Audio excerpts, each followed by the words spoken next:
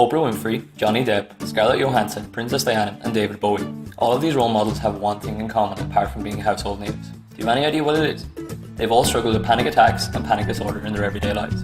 My name is Cathal, and I'm going to talk to you about this uncommon psychological condition, how it affects people, and how it can be treated. Panic disorder falls under the umbrella of anxiety disorders and affects around 2% of the population. Anxiety itself is not a bad thing. In fact, anxiety can help us in lots of ways, especially during stressful times, allowing us to be more adaptive to events in our lives. However, in panic disorders, this anxiety is heightened to debilitating levels and doesn't really provide many positives. Panic disorder is twice as likely to affect women as men and is highly related with agoraphobia.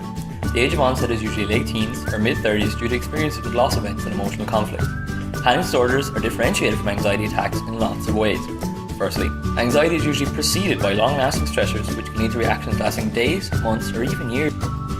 Panic attacks are events triggered by an out-of-the-blue cause, and the duration tends to be around 10 minutes, and symptoms are far more intense than anxiety-based attacks. Panic disorders can be defined as recurring, unpredictable attacks of acute anxiety that are accompanied by high levels of physiological arousal. Symptoms can include trembling, shortness of breath, and fear of dying. These symptoms must last for longer than a month to be diagnosable. Additionally, these symptoms cannot be caused by other mental or physical conditions, or a sustained substance abuse such as drugs or alcohol. But how does this affect people in everyday interactions with others? Well, it can cause a lot of apprehension around social activities for a start, and cause a lot of financial and personal disruption. There are several reasons for why panic attacks may occur, ranging from biological to social and behavioural influences. What I'm going to focus on is the cognitive reasons. The cognitive model of panic disorder proposes that panic attacks occur when individuals perceive certain physical sensations as considerably more dangerous than they really are. They then interpret these physical sensations to mean that they are about to experience a sudden disaster. Essentially, a panic attack develops when something perceived by an individual as threatening creates a feeling of apprehension.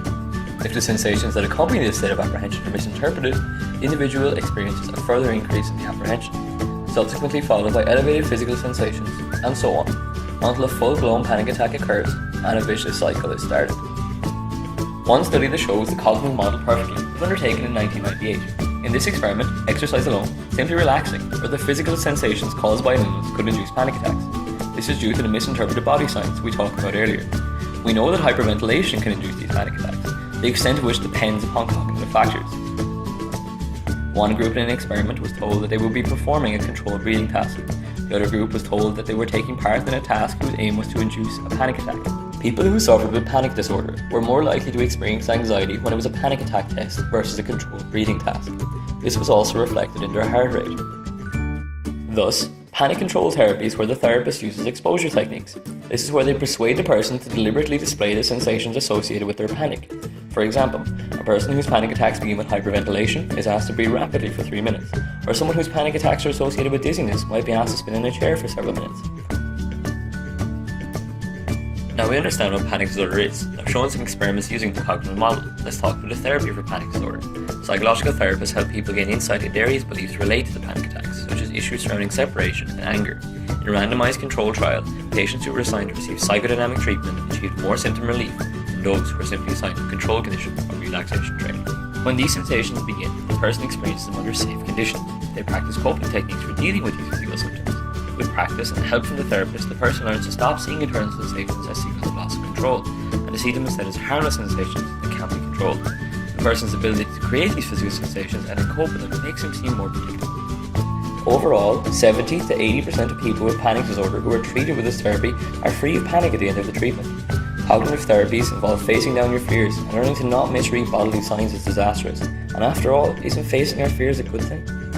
So, to sum everything up, living with panic disorder can be a lot like having a home with an automatic security system. The first time the burglar alarm goes off, you react as if there's a real threat. You imagine that someone is breaking into your home and about to wreck everything. You get nervous or panicked and dial the police, or in your body's case, your fight or flight system activates. Then, you learn it was a false alarm. A problem with the system or it's overly sensitive to detectors. Over time, and with therapy, you learn to interpret these perceived break-ins as misfirings, and slowly you adapt to not panic every time your alarm goes off. Panic disorder can be cured, and it's important that you keep an eye out for the symptoms, and who knows, maybe one day you could become a household name too. Thank you very much for listening. Created using Powtoon.